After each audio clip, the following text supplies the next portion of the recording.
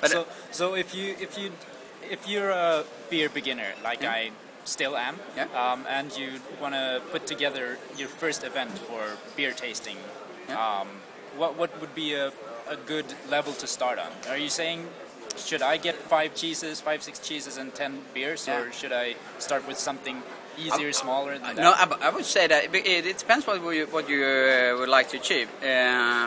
I'm into, like we are having a discussion, and if you're a host, you will probably have a lot of things to think of back home, so you really doesn't have the time to stand and lecture or something, and then you also have to read a lot. So what I will do is go to Systembolaget, buy a couple of decent, pretty strong, pretty dark beers, but also some like a Leffe Blonde, which is quite strong, 6.6, but perfumey, like a lot of taste. And buy all sorts of cheeses, and just put them on the table and say, "Hey guys, girls and boys, let's grab in and see what we find here." Yeah. And a lot of different kind of glassware and just taste, and it creates a lot of interesting atmosphere. It's like a walking table. That you communicate with each other, and that's what you would like if you're a host. That people should talk to each other.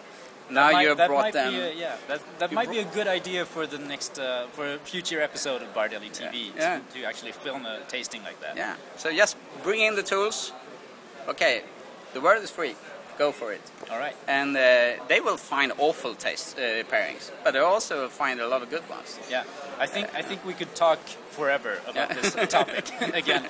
But to finish this off and actually let you get back to work and talk to your customers who are here, I want to ask you what lies in the nearest future for Carlsberg.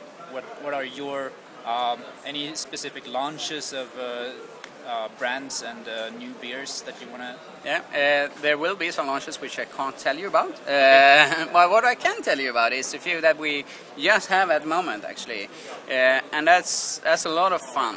We have in our Danish organization a microbrewery, because in Denmark microbreweries totally exploded, and it actually did that after we launched the series of Jakobsen, which is really beautiful bottles and with really beautiful beers inside. At a rather high price, because they are made craftsmanship. I think I saw one of those back there. Could be so. Yeah. That's nice. We have in our stand as well, if you want to taste. And we have 2 on the Swedish market at the moment.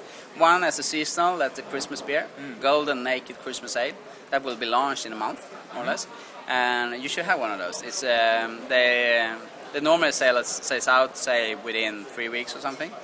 But they are really good, really strong, and it's you should feel for yourself. It's a really nice beer to sit back in the sofa, have some nuts, not especially to the beer, to the dinner. Could be used as that as well.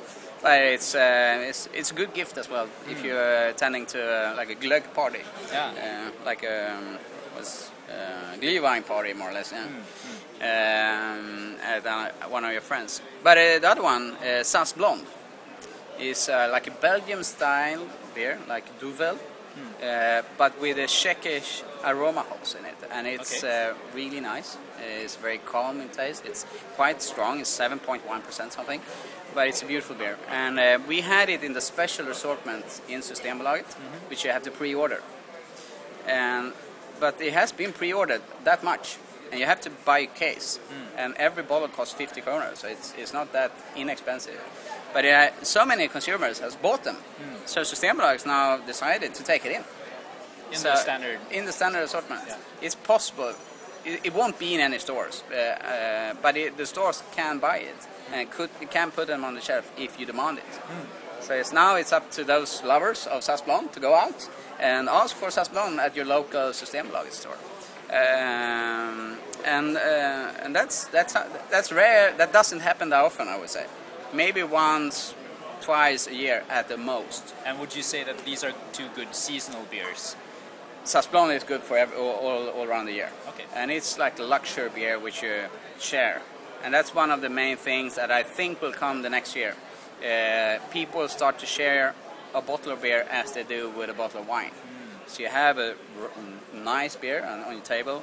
You have more. You could actually use wine glasses. Why not? They're excellent glassware to get the aroma and also the feeling of it. Yeah. And then you share a bottle. So that I think will come, and we will support that hopefully next year with launching more big bulbs. I don't know, but I hope so. Yeah. The other launch that we will have now is Brooklyn. It's not an extremely new beer because it's been within the on-trade restaurants and bars. And that's East India Pale Ale, or as they say in this, if you go around here, do you have any IPAs? So IPAs in Swedish. Yeah. But that's a style which comes from originally from Britain, where they exported the beer to India. And to travel that far, it has to be really strong and a lot of hops in it, because hops made it stay good for a longer time. But now almost all IPAs comes from US because the style was forgotten in UK, but was taken up in the US. And Brooklyn East India Pale Ale is launching now in Systembolaget this week. All right. And that's a really nice beer. I have to try that one too. Yeah, you should. Well, before just letting you go, yeah? Is there something you want to add to our viewers about bar culture, about the pairing of bar culture and gourmet or gastronomy culture? I would say have fun. That's the main thing I would say. And don't be a coward. Try something that you haven't tried before. Expand your tasting profile a bit. You might like it. You never know. Okay. But that's it. Yeah. So go play. Go play. Have fun. And beer is fun. So beer, it's a beer for every occasion. If you're thirsty, a Budweiser is probably the best beer you can have. But Budweiser won't do with a full tasting, like a really good stew. That will just disappear. Yeah. So all beers are good depending on how you use them. So think, try, and have fun. Okay. Excellent. And also, I would say, add one thing. Sorry. Yeah. If you go out, demand a proper poured beer. The beer on draft should have head, should have a foam. Shouldn't be looking like a glass of apple juice. Should look like beer, and beer has foam. Okay, we might actually do a segment on how to create that. Yeah, absolutely. You're welcome. Pour. You're welcome. Good thing. Yeah. Okay, I'll have to thank you for this time. Yeah, it was great fun. Yeah, same. Yeah. And thank you.